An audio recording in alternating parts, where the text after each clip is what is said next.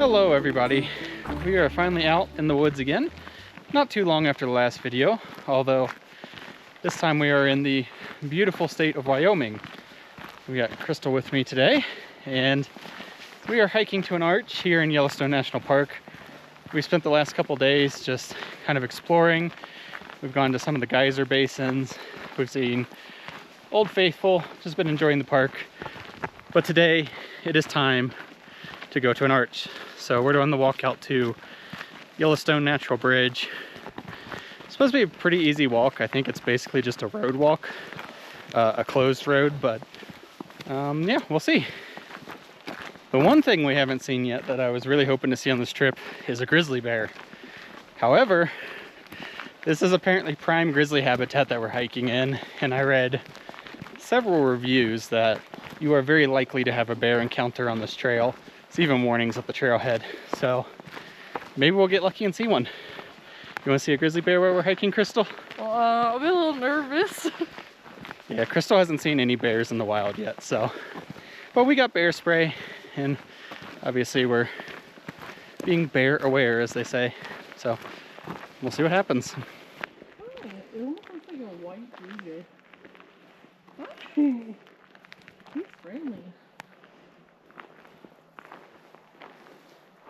It's a pretty bird.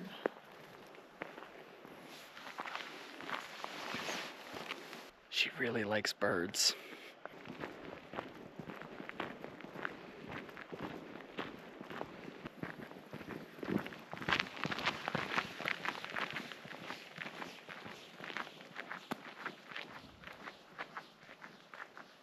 So everything we've seen up to this point in Yellowstone National Park has been really cool. All the geothermal activity that really you can't see anywhere else in the country.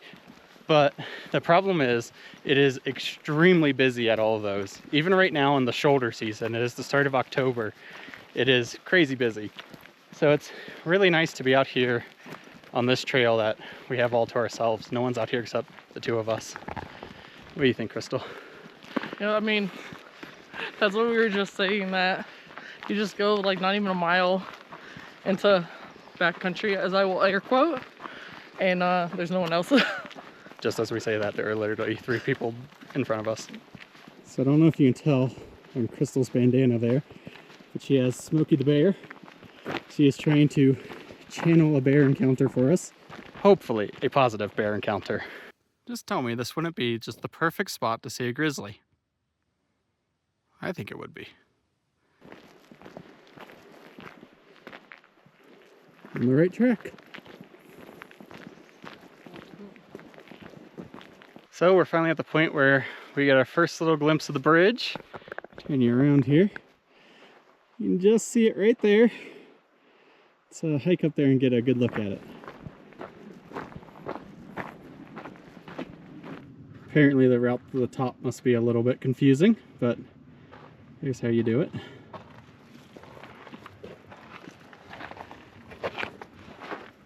We even got a little bit of information about it.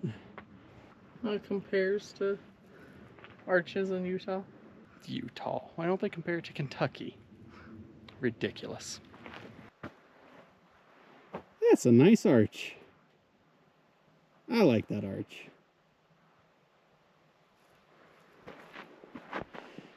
What do you think? It's cute. I like the little bump right there. See how like on the top he's not flat like a bridge. Yeah, he's got a real interesting shape. He's pretty cool. Let's hike up there and see if there's a good way to photograph it. Unfortunately, I have a feeling it's going to be one of those arches that are really hard to photograph. So Krystal is apparently smarter than me. She's going to take a little break down here. while I slug my way up the hill to see if I can get a better angle of the arch. I'm not smarter. I'm being lazy, but I know I want to give you your time to do your photos. Probably smarter. You guys are going to suffer up the hill with me though, so let's go.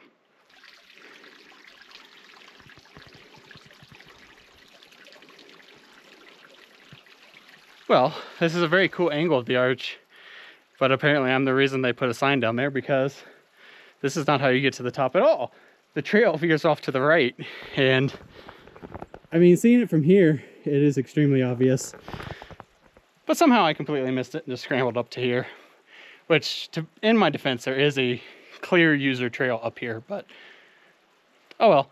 We'll go down, we'll go around and go on top, because the lighting down here, it's just no good way to get a photo, I don't think. So maybe up top there'll be an angle. I don't know, we'll see. Well, it's a pretty good climb to get up here, but we're to the top. That's the arch right there. We'll get a better view of that in a second. Down there's where we came from. As you can see, pretty good ways up. Krystal's down there somewhere. Can't quite see her from this angle, but she's down there. Let's kind of walk around this side and see if we can get a better view.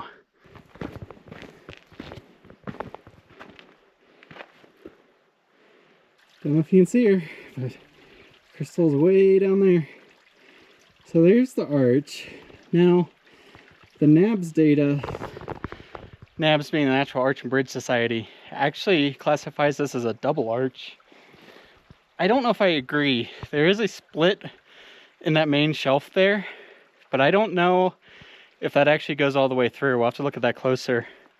The Park Service calls this just Yellowstone Natural Bridge, but we kind of know how the National Park Service and National Forest Service is at classifying their arches, so let's investigate further. Okay, correction. I do indeed agree with NABS on this.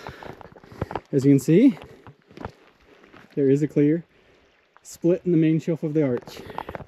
So yes, this is actually Yellowstone double natural bridge. So that's pretty cool. It's a really nice arch. I just don't know if there's a good way for me to shoot it. I'm gonna kind of walk around and ponder it a bit. So I looked around here a bit, don't really see any good way to shoot this, especially since I'm shooting into the sun.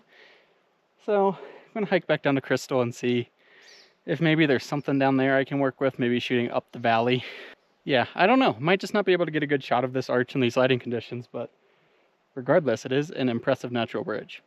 Well, I took a couple of shots from the bottom of the arch looking up. Definitely a lot better than shooting into the sun. I still don't know if they really turned out, but apparently while I was gallivanting around with the camera, Krystal learned some facts about the arch. You want to share your factoids with us? Yeah, so apparently Hayden Valley, which is here in Yellowstone, was the expedition of Hayden in 1871, I think. Put your hair.